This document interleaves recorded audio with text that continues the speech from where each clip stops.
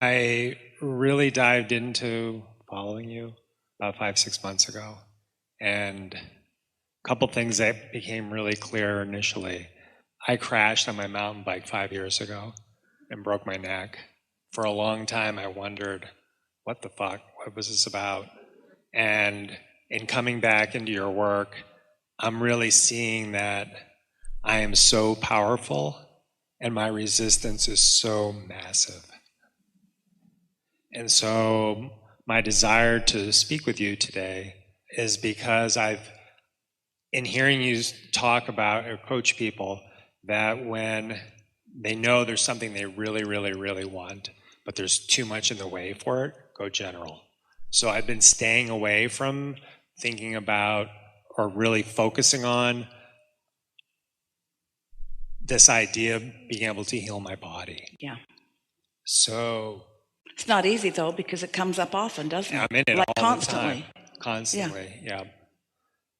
So I've been focusing on other things, and over the last few months, there's been some amazing things that are starting to show up, and so I've kept seeing myself in the hot seat with you, and every week or so it would change what I'd be talking to you about, and I didn't think it would be, well, back in January I thought it was this, and then every time in between it hasn't been talking about this subject, and I'm looking for some coaching for how to softly come into opening up to the possibilities of physical healing. Yeah. Without creating more resistance. We've been getting ready for you for a while. This conversation that's been evolving is ready for you, and you're ready for it too. So let's just have fun with it for a little bit here. There are two significant things that we've been talking about and that you've been hearing that we want to amplify right now. One is the getting ready, to be ready, to be ready, to be ready, and the willingness to be satisfied with where it is right now. This is the physical reality, but this is my level of satisfaction. And my level of satisfaction doesn't have to be tied to this. That's the key. Your level of satisfaction cannot be tied to the results you're seeking, because the results you're seeking aren't in evidence yet. Now, we're saying that to everyone about everything, but it's easier to hear it, isn't it, in relationship to this. So we'll keep saying it until it really clicks in a way that you can hear it. Finding satisfaction, period. Because think about it. Through life, you've been asking for a lot of things. And recently, you've been asking for physical rejuvenation, physical healing. So that's certainly in your vortex too. There are a whole lot of things in your vortex that are at various stages of gestation or ripeness or readiness for you to receive. That's not the question. The question isn't how far along is his healing in the vortex. The question is, how ready are you to match what's in the vortex? So let's say there's one thing that really matters to you right now, and it's obvious what it is. And there are 4 things that are important to you that are already really feeling good to you. If you focus on any one of those things that easily gives you a feeling of satisfaction, you are doing the best work for the one thing that hasn't come into alignment yet. But that's not how humans' minds usually work. You want to take the problem and give your undivided attention to the problem. So you take the thing that is not satisfying and you hold yourself there in a not satisfied and therefore not connected state of being. It's natural in humandom. It just doesn't work. And so it really is about, not just about finding some distraction. Esther has been really enjoying this game of satisfaction to the point that she's pretty sure if anyone were traveling with her who didn't know her, or maybe even who did, they would have her committed, because sometimes she's talking right out loud about the things that are satisfying to her in the moment. She'll be walking down the ramp on the airplane saying, this is so satisfying. This is so satisfying. It's so satisfying. Sometimes she does the highway patrol thing that the highway patrol does in California, where they zigzag across all the lanes of traffic in order to slow everyone down. She does that with her bag. Because it's so much fun, and it makes everybody behind her wonder what she's doing. She just wants them to slow down and enjoy what's written on the walls in the ramp. There are lots of beautiful pictures and wonderful things. She's just sort of playing a game of satisfaction with life these days for no good reason other than it's sort of kind of fun. Just find any reason that you can find and practice it. And then those things become more and more and more satisfying until the one thing that isn't satisfying becomes irrelevant in the satisfaction game. So what we're asking of you is to not play a reality game. We're asking you to play the satisfaction game, because there's a lot that's satisfying, isn't there? There's a lot that's satisfying. It's a remarkable chair that you have. That has to be so satisfying. You can move that thing in amazing ways. That has to be so satisfying. And it minds you. It does what you ask it to do. It was precisely created with you in mind. It is like a really good friend. It is so satisfying. So you can just feel the satisfaction of the maneuverability of that magnificent machine that is moving around with you. And you can't feel satisfaction about that and dissatisfaction about something else at the same time. It's not possible. So then it turns out, because everything you want's in your vortex, and the only thing that keeps anybody from the full manifestation, the complete manifestation of anything that's in the vortex, is resistance that you've practiced. Well, when you stop practicing resistance, not because you don't have a reason to, you do, but because there are more satisfying things that are occupying what you're focusing upon, then those improvements that you're talking about, those things that are amazing that you're talking about, those ideas that begin occurring to you, the reception between your capable and agile mind, your capable and agile ability to receive the thought of your source. Once those receptors are constant, every other receptor in your body kicks in. That's big stuff.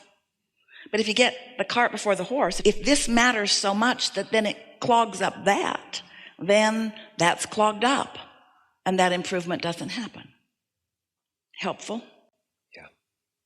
Yeah, you had... We've been telling people for quite a while, we want you to be happy anyway.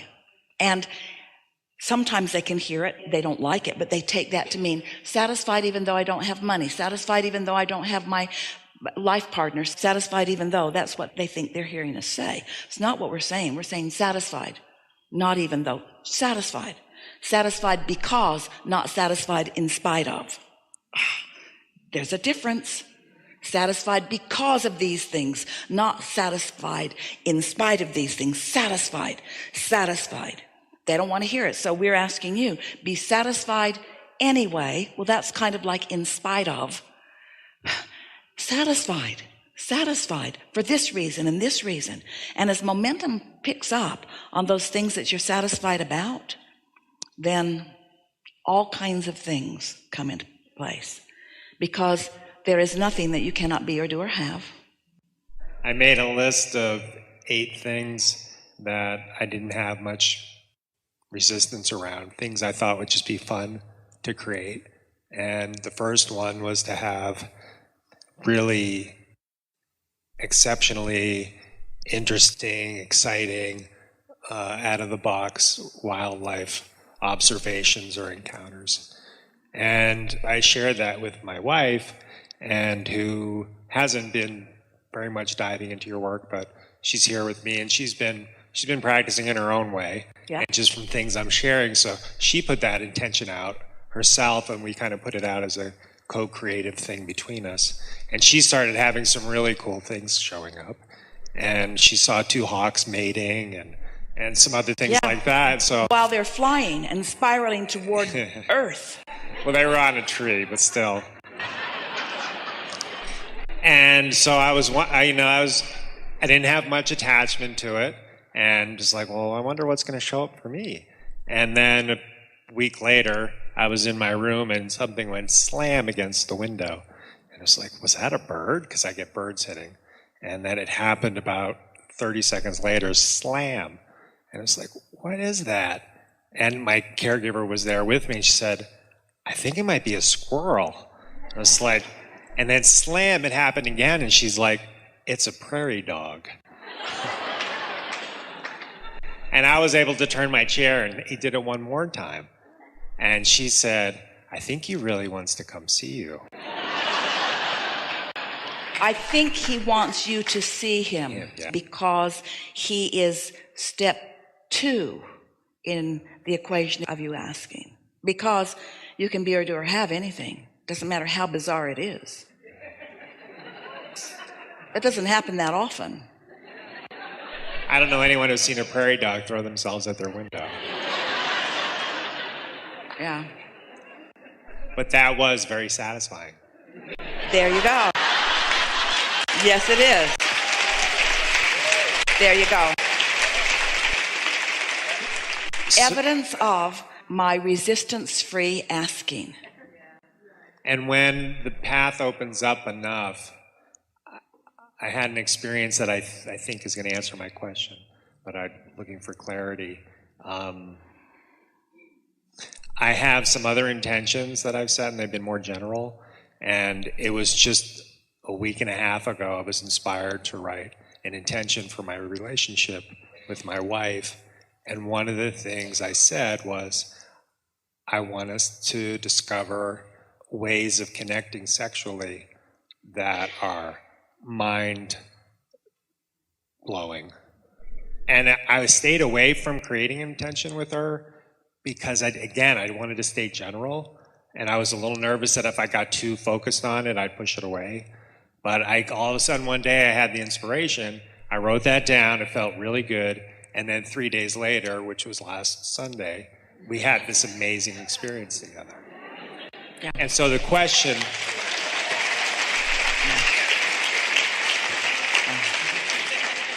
The question is, and is that I'm assuming the same thing's going to happen around my physical body. It is. At some point, I'll be inspired to get more specific. Yes. But I have to wait until then before I can. It's the difference between projecting a thought and receiving a thought. In other words, what we would like you to contemplate just for a little while is how your life experience has caused you to ask so much already. And so what you want is well understood by Source. Really, really, really well understood by Source. And it's a desire that is so powerful that it has the attention of Source in a very strong way. And so all the stops are out and all the cooperative components are gathered and it is all in place. And so the only thing for you to do is to be satisfied and allow and satisfied and allow. And when you reach for things that you doubt, then you don't accomplish that. That's why you almost have to stay off the subject.